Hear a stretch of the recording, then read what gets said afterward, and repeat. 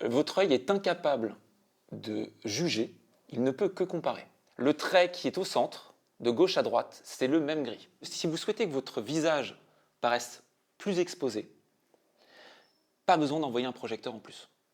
Il suffit d'assombrir le fond. Je m'appelle Bruno, je suis chef opérateur et réalisateur dans le documentaire et la publicité. Si vous voulez créer une ambiance qui est très sombre, vous êtes obligé de créer un point de référence visuel, un point lumineux, qui vous dit non, non, attendez, j'ai bien exposé mon image, c'est fait exprès qu'il soit dans le noir. Cette formation s'adresse en fait à tout type de personnes qui s'intéressent à la lumière et à la création de lumière. Dans l'audiovisuel en général, ça peut être du documentaire, de la publicité, de la fiction. Il fallait que derrière ce soit très lumineux. Et vous êtes allé chercher une pièce qu'il va falloir rééclairer en plus par derrière, qui est très loin. Vous auriez pris le mur clair juste là, où il y avait déjà des tableaux, ça fonctionnait très bien. Dans cette formation, on voit tout type de sources. On démarre par du tungstène, même si ça s'utilise de moins en moins, ça s'utilise encore. Ensuite, on passe à la LED, et là, à Video Design, l'avantage, c'est qu'on a énormément de projecteurs différents. On démarre souvent sur des cadres assez serrés, de nuit, le lever du soleil, en pleine journée. Ça nous fait une lumière un peu féerique. Dans les parties un peu documentaires, on joue un petit peu avec des lumières qui sont existantes et qui ne sont pas maîtrisables. Un rayon de soleil qui passe, une grande baie vitrée, des petites lumières d'intérieur, mais dont on ne maîtrise pas ni la couleur ni l'intensité. En lumière, ce que l'on ne voit pas est aussi important que ce que l'on voit. Là, vous retirez les ombres, on n'y croit plus du tout. Plus vous allez imaginer que ça passe à travers des éléments, et plus vous allez modeler la lumière. Qui passe à travers peut-être une fenêtre avec des ombres bleues. Donc il faut qu'il soit plus bas que ma caméra. Si vous avez réglé à 4004, 3002. Si je me mets à 5006. Là, ça peut faire coucher de soleil. On peut le baisser un peu. Si jamais je crée mon arbre ici, et ma fenêtre là, j'y crois pas. Les ombres sont aussi dures l'un sur l'autre. Donc pour moi, les deux sont au même endroit.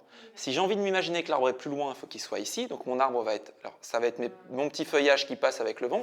On jongle entre des moments qui sont de la théorie pure, de comment la lumière arrive sur notre personnage, comment est-ce qu'on peut travailler un faisceau pour qu'il soit plus ou moins directif, plus ou moins doux, plus ou moins contrasté. On s'imagine c'est un visage avec des rides.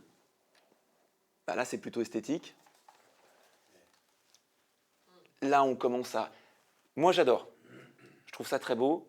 Si vous voulez quelque chose de doux, le meilleur moyen, c'est la réflexion. Côté doré, côté blanc. Donc ça te fait comme un dome light. Exactement. Un dome light, mais quand même plus facile à transporter. Ombre douce et contraste fort. Voilà, c'est plutôt agréable. Oui, là c'est... Le but, c'est vraiment de prendre le temps d'expérimenter, de se tromper et de comprendre ensuite pourquoi est-ce que ça n'a pas marché et qu'est-ce qu'on aurait pu faire pour que ça aille mieux. C'est bon? Je suis obligé d'exercer les doigts parce que...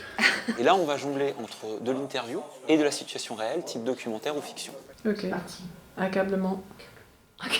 J'ai un projet de film documentaire sur lequel justement j'avais envie de soit maîtriser, soit pouvoir dire à un chef-op ce dont j'avais envie. Là, c'est joli. Oui, là, Ça j'aime bien. Ouais. Le fond, malheureusement, j'y crois pas.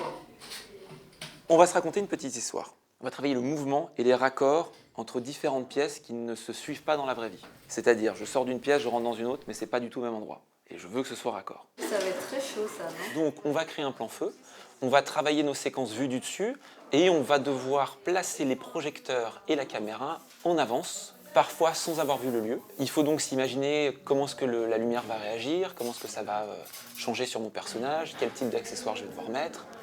Les lunettes, s'il vous plaît. On voit que dans son regard, on a bien les deux points de lumière qui lui donnent un petit œil vif, un petit truc sympathique. Comment vous sentez-vous? Pas bien du tout. Le personnage est complètement éteint, désespéré. On se démerde pour qu'il n'ait pas de point de lumière dans l'œil.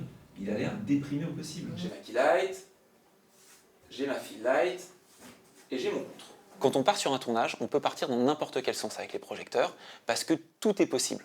Si on veut gagner du temps et être efficace, il faut avoir des schémas en tête. Limite, il faudrait se faire en fait un petit cahier de plan feu en se disant bon bah voilà, celui-là il fonctionne. Donc à la sortie du stage, chacun a en tête quel type de projecteur il va devoir soit louer soit acheter en fonction du type de tournage qu'il doit faire. Je crois que moi tout tient dans une valise qui est grande comme ça et un petit sac à dos. La formation s'est vraiment très bien passée. Bruno est un très bon pédagogue. Je suis rarement dans cette position quand même.